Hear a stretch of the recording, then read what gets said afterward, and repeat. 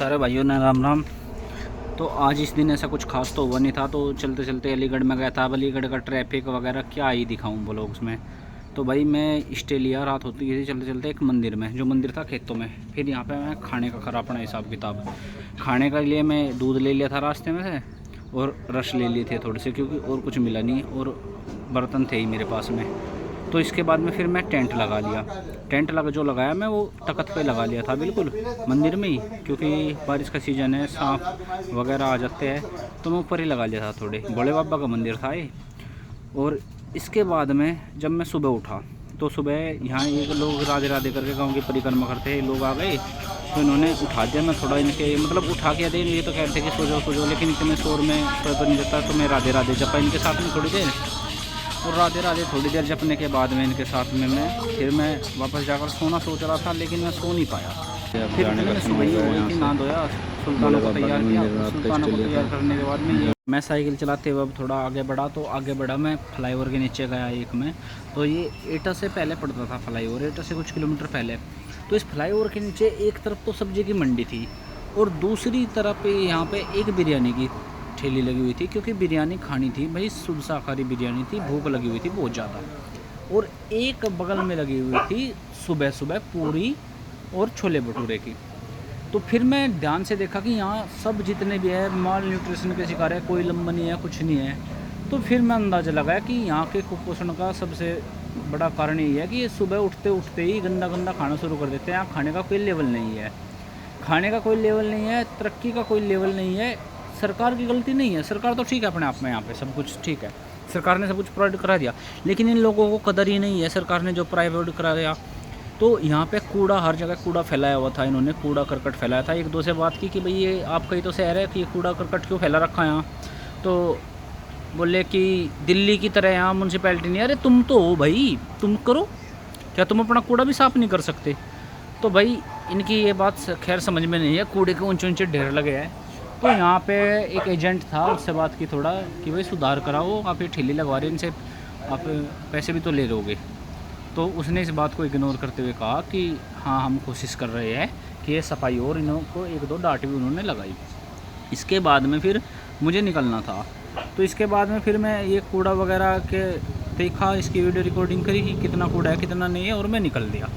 अब मैं निकलते निकलते जब मैं यहाँ से निकला, तो मुझे काफ़ी लंबा ट्रैवल करना था, तो इसलिए मैं कहीं बीच में रुकना नहीं चाह रहा था, और मैं चलते चलते चला गया। लेकिन सुल्ताना में हो गया पंचर, और सुल्ताना में पंचर होते ही भाई मेरी हालत हो गई ख़राब। क्यों?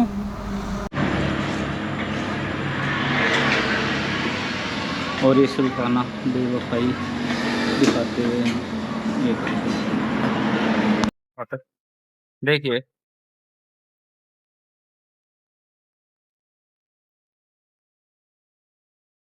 कुछ नहीं है, बस शांति है, सुकून है। एक छोटा सा फिल्म, एक छोटा सा किचन, और पीछे खाली पड़ा मकान जिसमें पेड़ पौधे। ऐसा नहीं है कि ये सुख सुविधा तो रह नहीं सकती। जब बात हुई थी तो उन्होंने बताया था कि दिल्ली नौकरी करते थे, ये नल का पानी के लिए, ये अमरूद का पेड़, ये तोरी, ये घिया, ये बकरी, वो नींबू का पेड़, और ये खाली पड़ा हुआ। तो ऐसा नहीं है कि सिर्फ जीने के लिए पैसे जरूरी है, सुकून भी कोई चीज होता है। इनसे बात की तो इन्होंने बताया कि दिल्ली नौकरी करता था, फिर छोड़ दी। और इसका सीधा जागता एग्जाम्पल तो मैं भी हूँ कि पैसे से जरूरी है शांति। तो चलो आपको लेके चलते हैं भैया के पास में, देखना कितना सेल्फिश है। अब लेके चलते हैं आपको भैया के पास में, ये कर रहे हैं कुछ ठीक। भैया आप कैसे रह लेते हो यहाँ इतनी शांति से, बिना बिजली बिना पानी, कैसे इतनी शांति से रह देते हो ऐसे और खुश हो ऐसे? हाथ से हवा करते रहते हैं आराम से, मौज इधर रहते कहा है जिंदगी में। तो आप काम करने के लिए दिल्ली तो गए थे, फिर यहाँ पे कैसे? वहाँ काम चल रहा है, वो खर्चा हाई फाई है।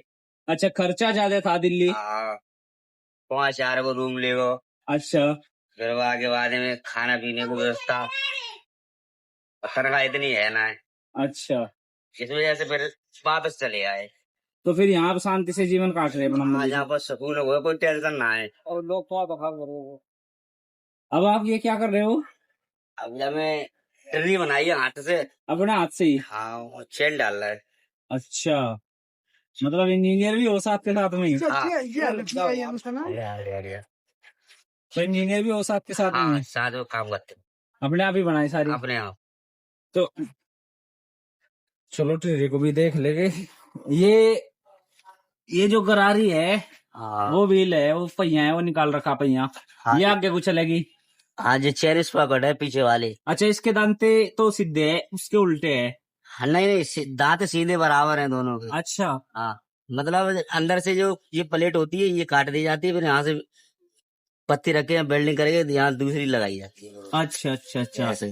तो फिर ऐसे ही चलेगी वो? हाँ, अच्छा, जैसे मोटरसाइकिल चलती है वैसे ही चले। तो अगर ये बाहर बनवाते आप तो कितने हजार की पड़ती कम से कम? कम से कम 55 की। 55 की। और अपने आप कितने की पड़ेगी? ये पड़ गई 35 की। अपने आप 33 की। हाँ। तो नीरा नीरी 22,000 रुपये आपने बचा लिए। हाँ, बचा है। तो आप कुछ संदेश देना चाहोगे समाज को? अब क्या संदेश दे बताओ। कुछ तो दे सकते हो, आप यहाँ इतने खुश हो, कुछ तो दे सकते हो। आपने दिल्ली की भागदौड़ भरी जिंदगी में भी करके देख ली नौकरी, हाँ, तो कुछ तो दे सकते हो। क्या है अब आराम से जिंदगी काटो, क्या रखा है। अब तेरे भाई भी खा रखो है। तो ये बात सुनने में बहुत छोटी सी लगती है, लेकिन ये बात बहुत बड़ी है कि आराम से जिंदगी काटो। हाँ। लोग जिंदगी तो नहीं काट पा रहे। पैसा होते भी लोग खुश नहीं है, और बिना पैसे भी लोग खुश है। तो चुनना आपको है कि खुशी चुनोगे या क्या चुनोगे। पैसा की दो बातें होती है। क्या होते हैं ये पैसा से? पैसा की दो बातें होती है। अच्छा। जहाँ पे पैसा है वो चैन से ना खा पा रहा, वो बीमारी लगी। सही बात है। और जो गरीब है वहां पे खाए गिलना है, क्या करे। ये बात भी ठीक है। तो कुल मिला के खुश रहो जैसे हो। हाँ, बस। तो इतनी बात हो गई अपनी। सुल्ताना में भी पंचर भैया ने लगा दिया, सारा काम हो गया शांति से। अब चलते हैं आगे के सफर की तरफ। ये रोड जो आप देख रहे हो बहुत छोटा सा हाईवे, इस रोड के किनारे भी कई सभ्यताएं जन्मी हुई है। ये रोड है जो अलीगढ़ से कानपुर होता हुआ जा रहा है प्रयागराज तक। भाई लेकर चलते हैं कुछ गांव वालों के पास में, जो बिना बिजली बिना किसी सुविधा के रह रहे हैं शांति के लिए।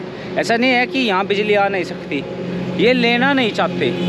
जी हाँ, ये अपने यूपी में ही है गाँव, किसी नॉर्थ ईस्ट या किसी पहाड़ी क्षेत्र में नहीं है। ये लेना नहीं चाहते, इन्होंने सोलर पैनल छत पर लगवाया हुआ है। ये लेना ही नहीं चाहते कि सरकार यहाँ पे बिजली दे या कुछ भी, अपना नॉर्मल हैंडपम्प से, और अपने जीवन में इतने खुश है, बहुत ज़्यादा खुश है। चलो मैं आपको लेकर चलता हूँ इनके पास और दिखाता हूँ। देखिए इनका जीवन, पहले इनका घर देखिए कितना सिंपल सरल है।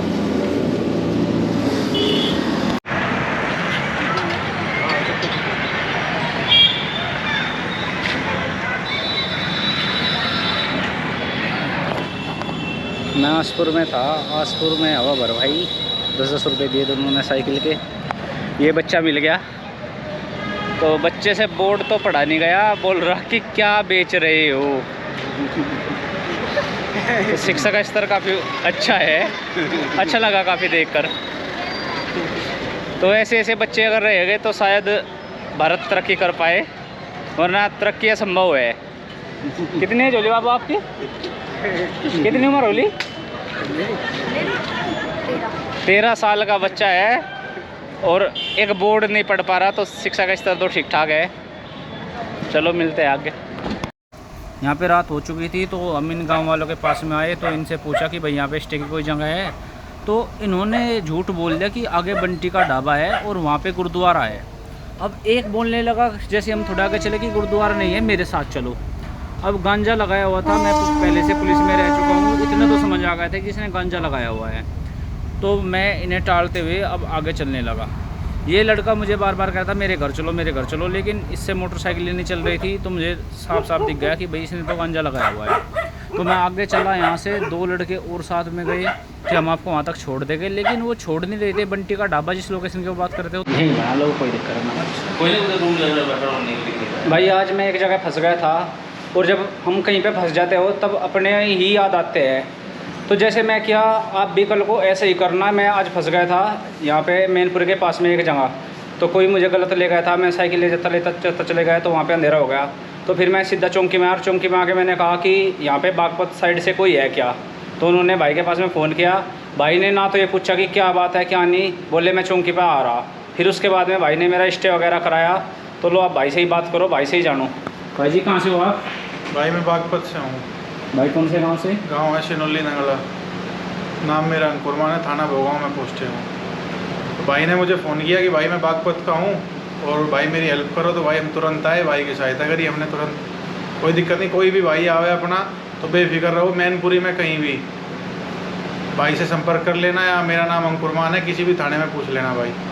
भाई बिल्कुल पूरी सहायता होगी। भाई इतना भाईचारा बहुत है, और ये भाईचारा अपने क्षेत्र की खास बात है। क्योंकि मैं तो यहाँ पे पूरी तरीके से फंस चुका था, मुझे काफ़ी लेट हो गया था, 9 बजने वाले हो रहे, काफ़ी लेट हो गया था। और जो दूसरे क्षेत्र के लोकल्स है वो कभी भी आपको हेल्प नहीं करेंगे। हमेशा प्रेफर करो कि कोई अपना बंदा मिल जाए, और ख़ासकर ऐसे क्षेत्र में जहाँ पे पॉवर्टी लेवल थोड़ा लो है, वहाँ पे जाके तो सिर्फ अपने ही भाइयों को ढूंढो। और भाई ने इतनी मदद की, इतनी मदद करी, मैं भाई का तहे दिल से शुक्रगुजार हूँ। अरे भाई को सपोर्ट करो, भाई बहुत बढ़िया काम कर रहा है यार, साइकिल से रसिया जा रहा है भाई, बहुत हिम्मत की बात है। भाई को फुल सपोर्ट करो भाई।